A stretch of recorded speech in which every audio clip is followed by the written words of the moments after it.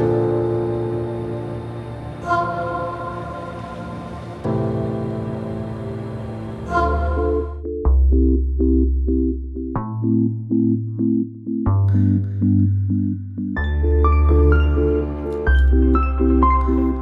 sommes dans la situation de deux frères jumeaux séparés à la naissance et élevés dans des endroits diamétralement opposants avec des contextes qui n'ont rien à voir.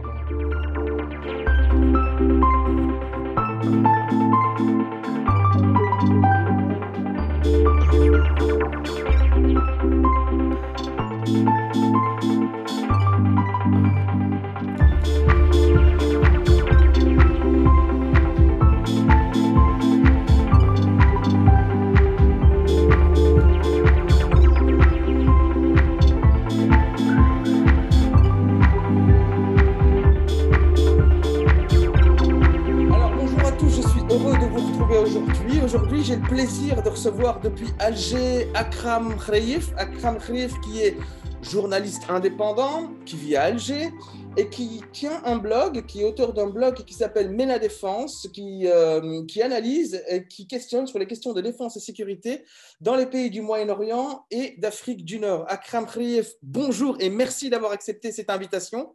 Merci pour l'invitation. Je tiens d'abord à saluer tous mes amis marocains au Maroc et de la diaspora. Je leur passe un coucou très chaleureux. D'accord, il sera entendu et je le prends aussi pour moi. Je vous remercie énormément. Ah bah oui. Si nous sommes réunis aujourd'hui, cher Akram, c'est pour parler évidemment de la récente décision du président algérien Abdelmajid Tebboune, qui est aussi chef des défenses et chef de l'armée, dans la fermeture de l'espace aérien pour tous les avions matriculés au Maroc, qu'ils soient civils ou militaires. Ma première question, elle va être frontale. Comment en est-on arrivé à cette situation ? Donc oui, très bonne question. Pour essayer de comprendre ce qui se passe aujourd'hui, il faut impérativement revenir au début, aux indépendances des deux pays. L'Algérie a été indépendante en 1962, en partie grâce à un appui marocain. Le Maroc s'est libéré en 1958, aussi en partie à cause de manifestations en Algérie au soutien du peuple algérien de Mohamed V, du roi Mohamed V, qui a permis son retour au Maroc et qui a permis une sortie de crise au Maroc. Donc, le Maroc et l'Algérie sont probablement les deux pays d'Afrique du Nord qui sont les plus proches en termes de composantes humaines, ethniques, religieuses, linguistiques et même philosophiques. On est des peuples qui se ressemblent énormément. Mais malheureusement, on pourrait dire que nous sommes dans la situation de deux frères jumeaux séparés à la naissance et élevés dans des endroits diamétralement opposants avec des contextes qui n'ont rien à voir l'un avec l'autre et surtout aussi avec une façon de penser qui ne se ressemble pas. L'Algérie ayant choisi très vite l'option plutôt gauchiste, progressiste et tiers-mondiste. Le Maroc s'est rangé pour des raisons un peu plus objectives du côté du camp, on va dire, occidental, de ce qui est appelé par les États-Unis le monde libre. Les deux appellations monde libre et tiers-mondisme sont bien sûr ne valent que par les gens qui qui les ont définis. Donc, tout à fait. Donc nos deux pays ont fait ces choix qui sont radicalement opposés. L'Algérie a fait très vite le choix de s'opposer à la France après la dureté du combat et de la révolution algérienne. Le Maroc a préféré poursuivre sa coopération avec la France et son amitié avec la France. Donc, il a entretenu une grande proximité avec les élites françaises, avec les élites états-uniennes. On voit aujourd'hui ce que c'est en train de donner. Donc, Oui, au début, malheureusement, l'histoire commune des deux pays indépendants a assez mal commencé. Elle a commencé en 63 avec la guerre des Sables, alors que l'Algérie était pratiquement dans un état de guerre civile. Euh, on l'a vu, la guerre des Sables a fini de souder les rangs ici en Algérie et bon, a donné le résultat qu'on connaît, un retrait du Maroc et surtout une incompréhension fortement ancrée en Algérie sur cette action. Pourquoi? Pourquoi le Maroc s'est attaqué à nous au moment de notre naissance, à nos balbutiements? Ça, on l'a très très mal compris et on Comment, n'arrive toujours pas à le comprendre. Oui, est-ce qu'il y a une explication qui est propagée auprès de la population algérienne? Est-ce qu'il y a une théorie? Est-ce qu'on parlerait peut-être d'un incitant qui a été la France en toile de fond et qui a un peu tiré les ficelles en encourageant le Maroc à déclarer cette guerre? Est-ce que c'est une initiative proprement marocaine? Quelle est votre analyse sur ça? On ne sait pas, hein. Moi, à mon avis, c'est des velléités marocaines d'expansion qui ont été entretenues par le flou de la décolonisation et entretenues aussi par, disons, l'aspect vengeur du colonisateur, de l'ancien colonisateur, qui a poussé à cette situation-là. On peut, par exemple, le vérifier en 1963, quand il y a eu la guerre, l'Algérie avait donc essayé de se défendre avec ses faibles moyens aériens. Les avions qui devaient atterrir à Colombe-Béchar, donc à Béchar du côté algérien, qui était encore une base aérienne française, avaient été interdits de redécoller par l'armée française. Donc, on voit que les Français étaient quand même impliqués d'une manière ou d'une autre du côté marocain.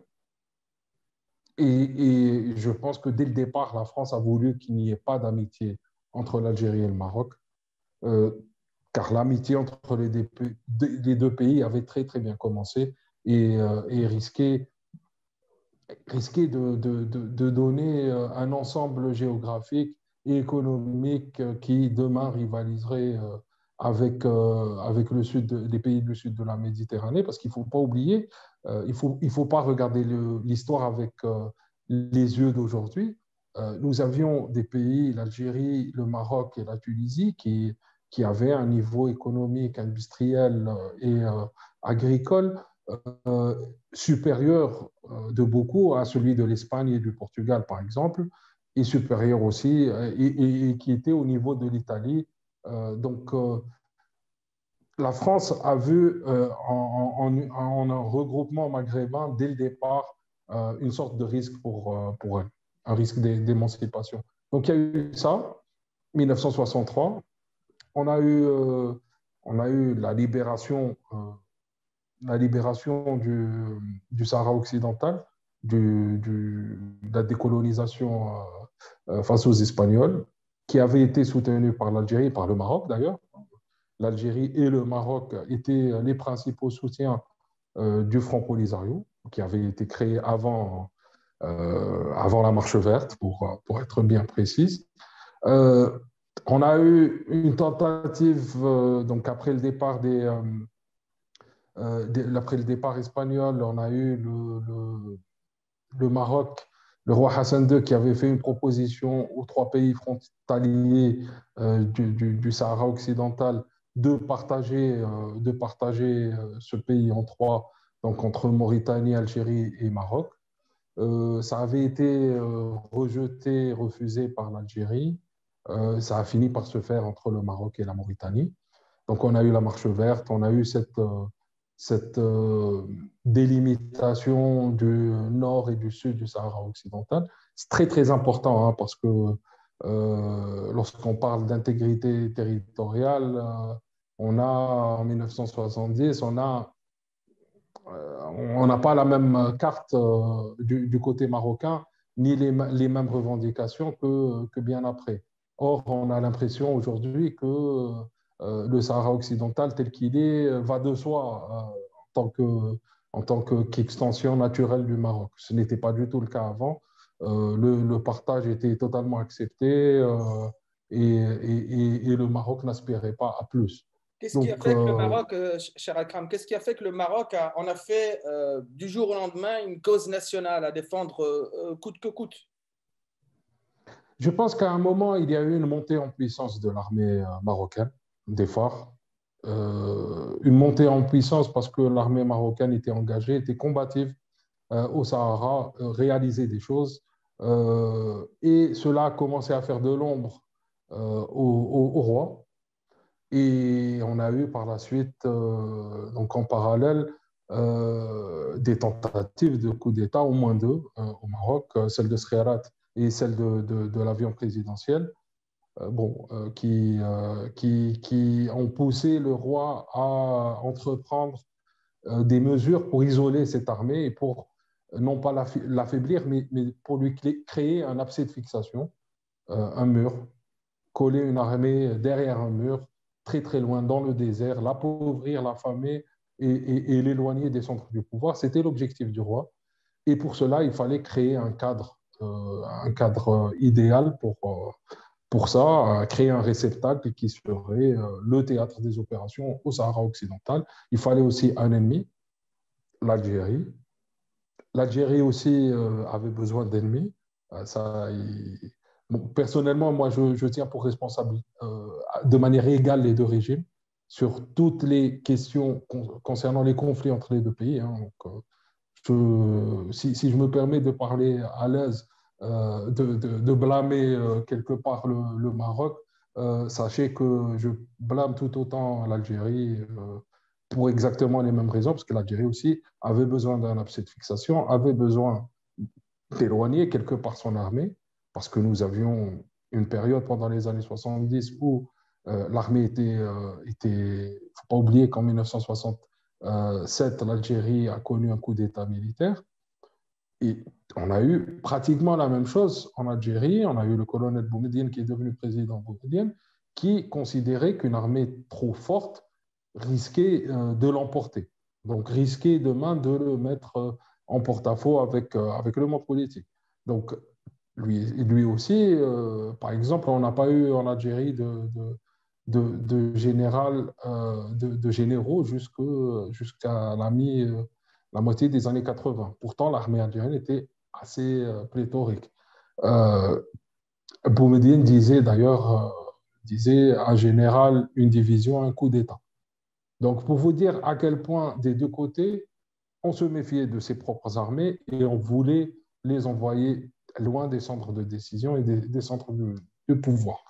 Donc, on a eu la marche verte, on a eu les combats dans le Sahara occidental, on a eu la défaite mauritanienne et le retrait de la Mauritanie.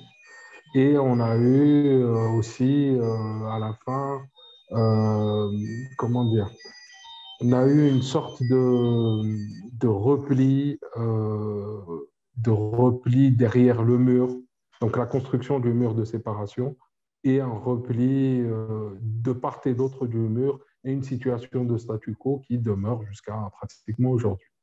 Quoi d'autre? Donc là, c'est sur une période de temps assez vaste, avec avec des hauts et des bas. On a eu, je le disais en off tout à l'heure, on a eu l'épiphanie du roi Hassan II en 1988, qui, en pleine guerre contre le Polisario, et contre la LPS, à un moment où les soldats marocains se faisaient emprisonner, se faisaient tuer par dizaines chaque jour, où des avions de chasse marocains se faisaient abattre, le roi Hassan II a préféré venir faire la paix à Alger, à Zeranda, discuter de la création de l'Union du Maghreb, et voilà, et trouver un processus qui a finalement, entre 81 et 91, abouti à une négociation et a aussi abouti à la création, aujourd'hui avortée, de l'Union du Maghreb, qui est quand même, qui a été une démarche, on l'a vu d'ailleurs, tout de suite acceptée, tout de suite embrassée du côté algérien. Et ça c'est un rendez-vous manqué pour les deux pays essentiellement et pour les autres pays du Maghreb. On pourrait éventuellement le revoir un jour, mais ça, on en parlera tout à l'heure, je pense. Mais pour en revenir à la crise actuelle, donc la crise actuelle, euh, on va dire qu'elle a commencé avec l'incident de Guerguerat. À ce moment-là, le Polisario, pour des raisons qui sont probablement internes au Polisario et pas sur ordre de l'Algérie, a décidé d'établir un blocus d'El Guerguerat. Il faut comprendre que le Polisario avait besoin de ça, avait besoin de faire quelque chose parce que la situation dans les camps était catastrophique. Les camps de réfugiés à Tindouf et ailleurs vivent vivent pas des trafics, mais vivent surtout des allers-retours des Sahraouis et des Espagnols. Donc, ça vit de ça. Ce sont des pensions, c'est de l'argent, c'est des Sahraouis qui partent en Espagne pour travailler. L'épidémie de Covid 2019, la fermeture des frontières et la fermeture des différents espaces aériens a réellement appauvri les camps. C'est une manne financière énorme qui s'est parie du jour au lendemain et qui a mis sous pression les autorités du Polisario.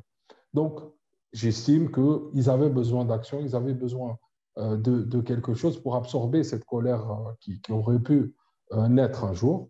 Donc, il y a eu cette décision de faire ce blocus de Gargarat. Il faut savoir que ça a été fait à une période où l'Algérie était occupée à faire autre chose. Nous n'étions pas concentrés sur ça. Donc, pour ceux qui pensent que c'est une manipulation algérienne, moi, personnellement, je ne le pense pas. Hein, parce que vraiment, l'Algérie n'était pas du tout concentrée sur cette problématique-là. Et donc, ça a abouti à donc une reprise de Guéret par l'armée marocaine et la fin du cessez-le-feu décrété par les Sahraouis qui ont repris de manière sporadique les combats. Donc voilà, donc on a cette première étape. Cette étape s'est accompagnée par différentes mesures de politique extérieure marocaine qui ont abouti à une reconnaissance de la marocanité du Sahara par l'administration de Donald Trump et donc par les États-Unis. Ça a été accompagné par une reconnaissance d'Israël par le Maroc et une officialisation des relations entre les deux pays et une normalisation des relations entre les deux pays. Donc, ces deux choses-là ont réellement mis en colère l'Algérie. Je me permets de vous interrompre. Comment est-elle perçue, cette normalisation, par le gouvernement algérien à l'heure où nous parlons? Très mal, pour deux raisons.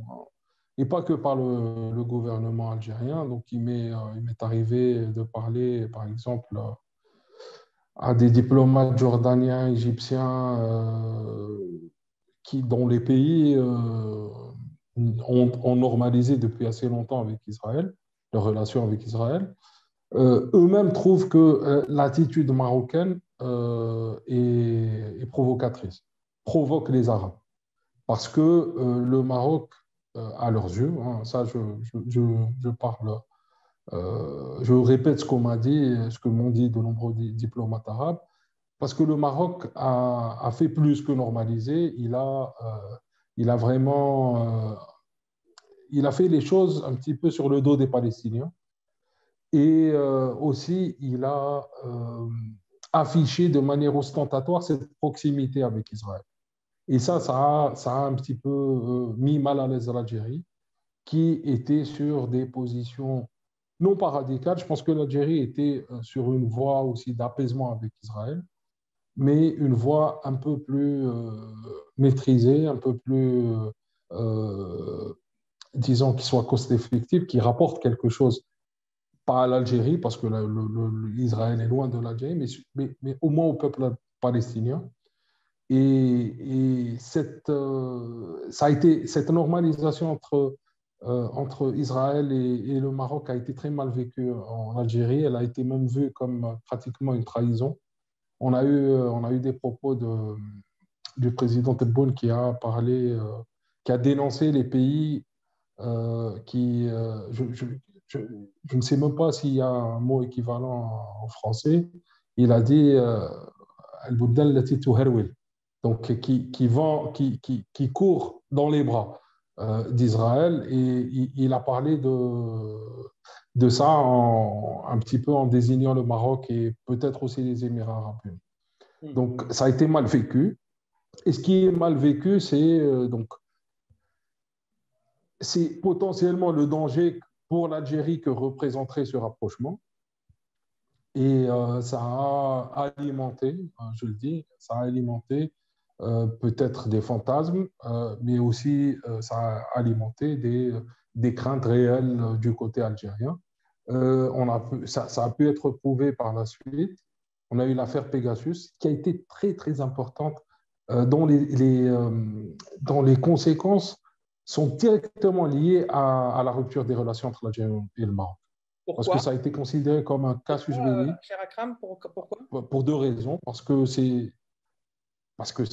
a été considéré comme une agression ça a été fait à travers une entreprise israélienne. Donc double châtiment, double peine.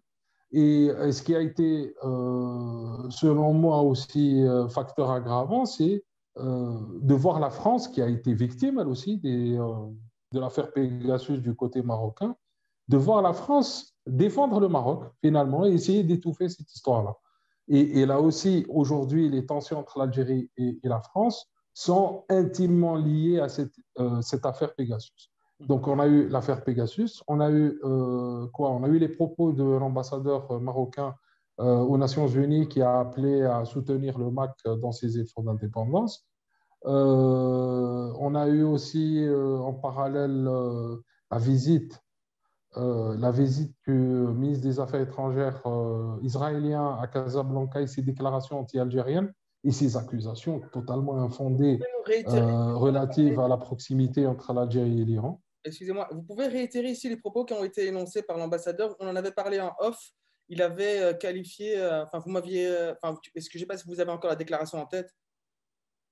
Je ne l'ai pas précisément, je ne veux pas lui faire dire ce qu'il n'a pas dit, mais en gros, en résumé, ce qu'il a dit, c'est que l'Algérie ferait partie d'un axe du mal, serait plutôt proche de l'Iran et du Hezbollah, et que, en gros, l'Algérie soutiendrait le terrorisme et que ce serait un ennemi potentiel pour le Maroc et pour Israël. Est-ce que vous pouvez, Ça a été fait. est-ce que vous pouvez déconstruire ces trois points précis qui ont été évoqués par Oui, oui, la proximité avec l'Iran, par exemple? Il n'y en a pas. Il n'y en a pas. L'Iran a une représentation diplomatique en Algérie. L'Algérie a une ambassade à Téhéran. Sinon, l'activité diplomatique iranienne se limite à 2-3 cocktails sans alcool par an dans un hôtel, un dîner pendant le ramadan pour la journée d'Al-Quds et c'est tout. Ils n'ont pas, ils n'ont pas de bureau militaire fort, je pense qu'ils ont un attaché militaire. Ils ne font pas d'activité en dehors d'Alger. C'est une petite ambassade. Les échanges économiques entre l'Iran et l'Algérie sont quasiment nuls. L'Algérie n'a aucune relation avec le Hezbollah, qui n'a pas de bureau en Algérie, qui n'entretient pas de relation avec l'État algérien ou avec l'ambassade d'Algérie à Beyrouth. L'Algérie collabore de manière normale et ne reconnaît uniquement que l'État légitime libanais. Donc, de ce point de vue-là, il n'y a pas de proximité entre l'Algérie et l'Iran. Et l'Iran ne peut pas matériellement venir en Algérie pour entraîner le Polisario. Qu'on le sache, le Polisario s'entraîne dans les structures militaires algériennes, à l'instar de cadets d'une trentaine de pays africains qui s'entraînent ici en Algérie dans l'Académie militaire de Chefchaouen, comme d'autres Africains s'entraînent à l'Académie royale de Rabat. Donc, c'est quelque chose de tout à fait normal. Et comme on n'imaginerait pas qu'une autre armée vienne entraîner des gens sur le sol marocain, ça s'applique aussi pour l'Iran. Donc, ce sont des accusations qui sont totalement infondées, qui sont même très ridicules. Donc, voilà, ça a été...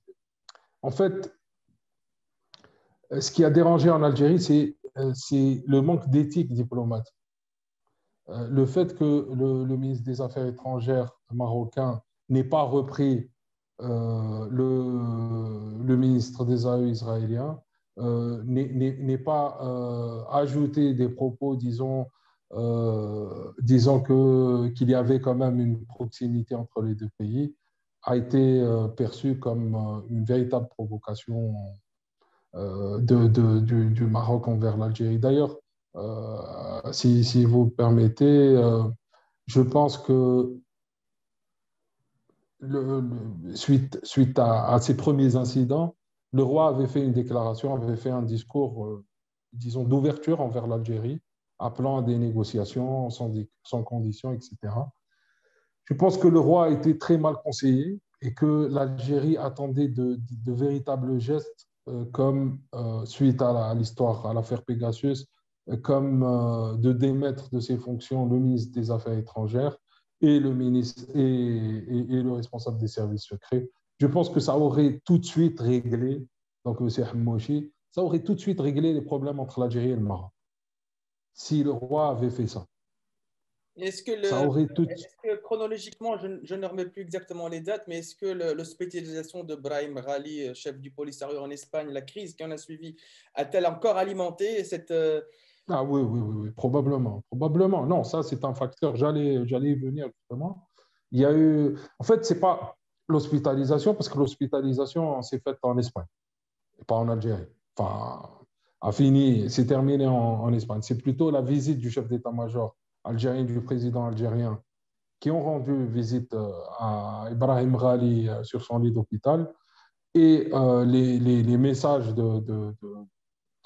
disons, d'amitié qui lui ont été transmis de manière publique, qui ont probablement irrité au Maroc. Donc, on a quand même des deux côtés, on n'a pas arrêté l'escalade dans la provocation. L'Algérie, il ne faut pas oublier que l'Algérie est en train de couper le gaz au Maroc, que l'Algérie est en train de pousser le Maroc disons, à fermer son espace aérien au Maroc. Et donc rend la tâche un peu plus difficile pour la RAM.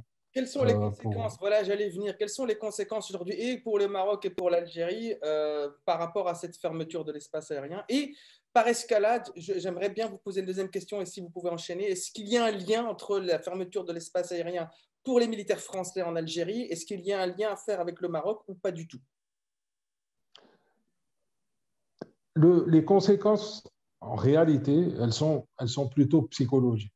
Le Maroc ne perd pas, la RAM ne perd pas énormément d'argent en faisant ça.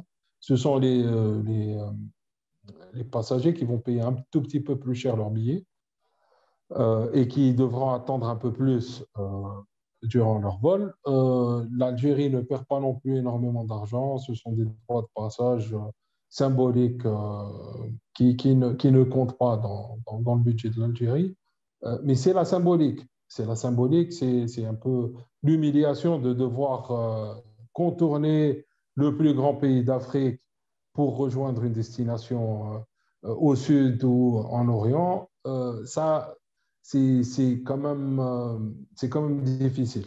C'est quand même difficile parce que c'est une perte de. En fait, c'est un abus, pas un abus, mais c'est une utilisation des prérogatives nationales de l'Algérie qui met en difficulté le Maroc et qui fait en sorte qu'un vol à Casablanca-Tunis dure 2 heures et demie avec la RAM et 1 h 45 avec Tunisair. Donc il y a une particule humiliante à cela. Mais au-delà de ça, économiquement, ça n'affecte pas les deux pays.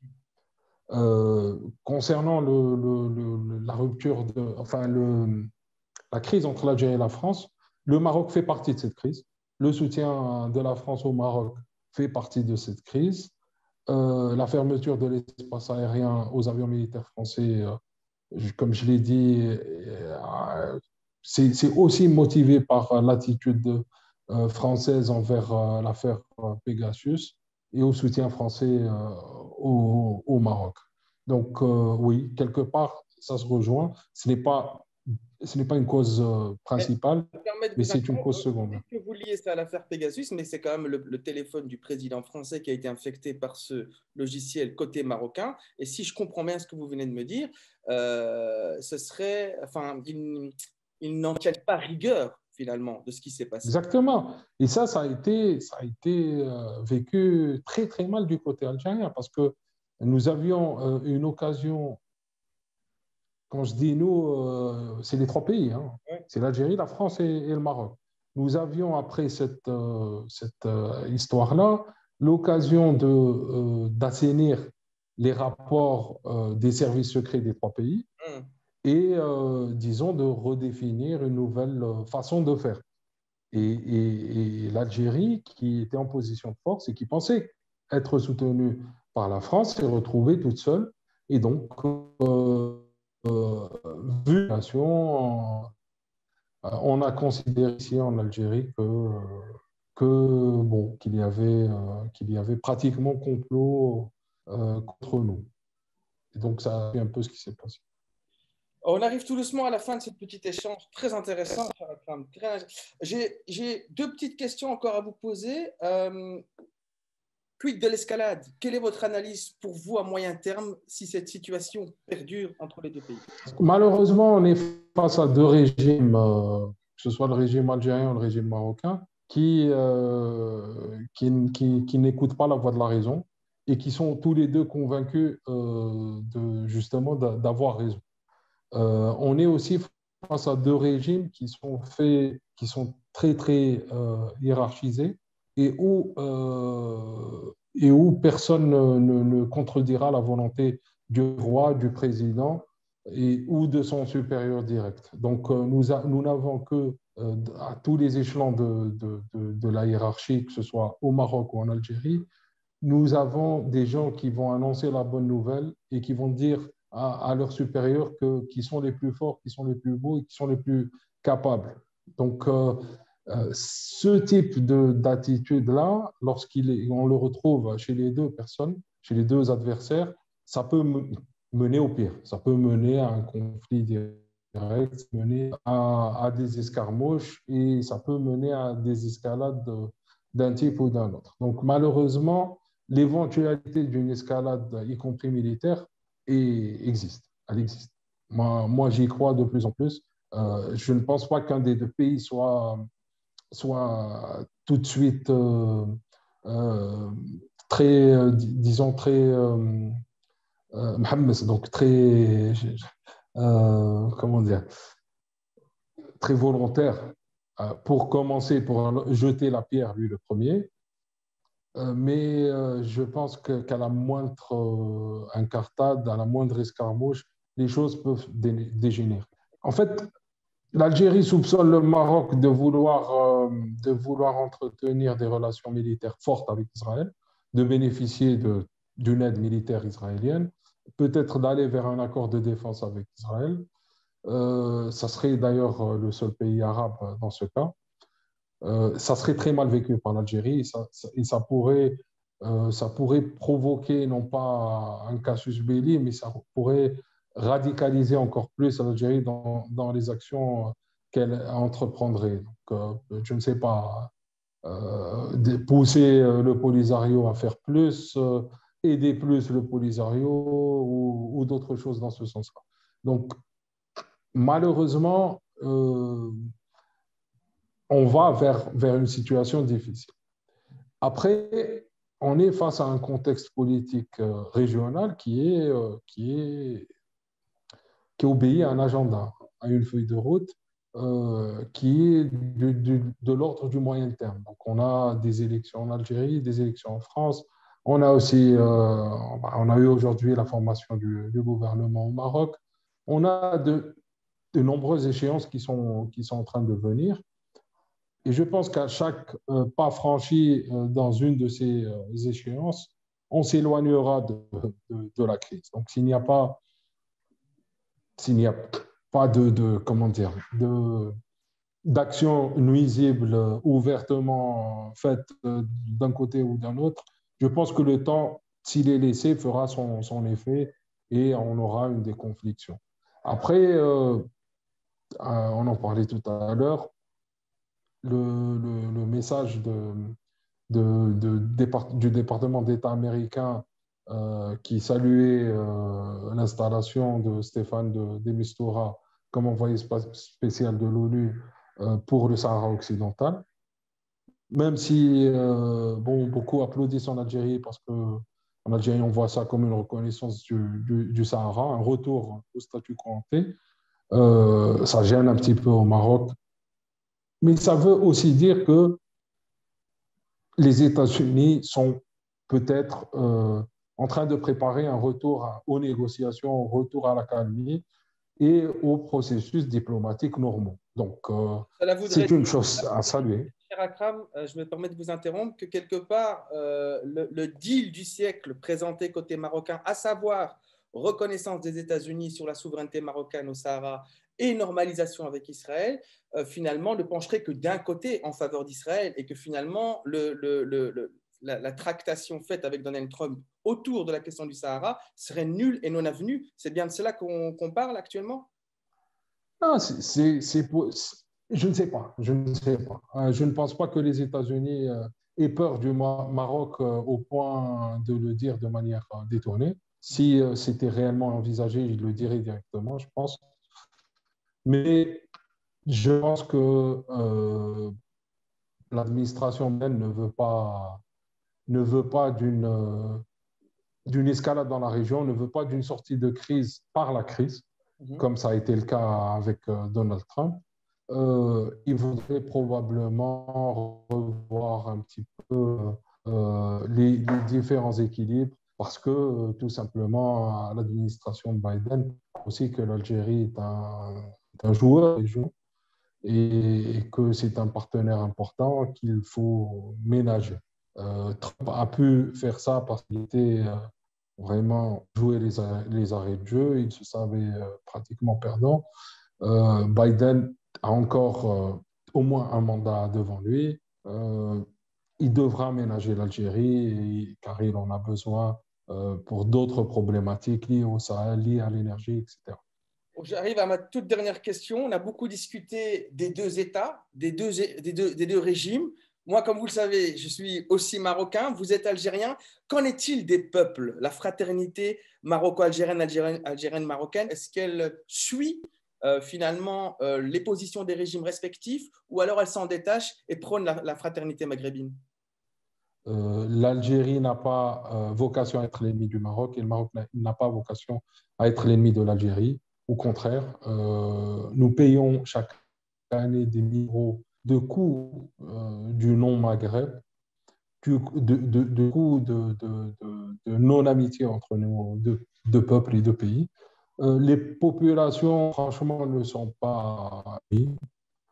Et je pense que le temps fera en sorte qu'il y aura rapprochement probablement.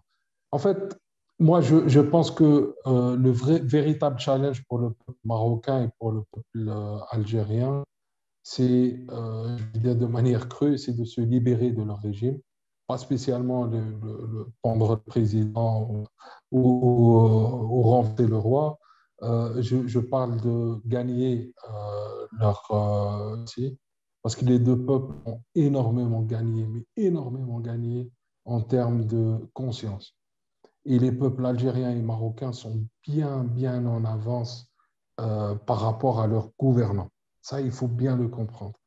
Et ce que je souhaite, c'est que ces deux régimes atteignent un jour le niveau de leur peuple et le niveau de conscience de leur peuple. Et que nos deux peuples vivent, donc relèvent le challenge du changement interne pour rendre, justement, pour rendre sexy ce Maghreb et faire en sorte que pour un Sahraoui, la question de se rattacher à une entité maghrébine, à un ensemble maghrébin ne se pose plus. Il faut que le Maroc donne envie aux Sahraouis de devenir marocains.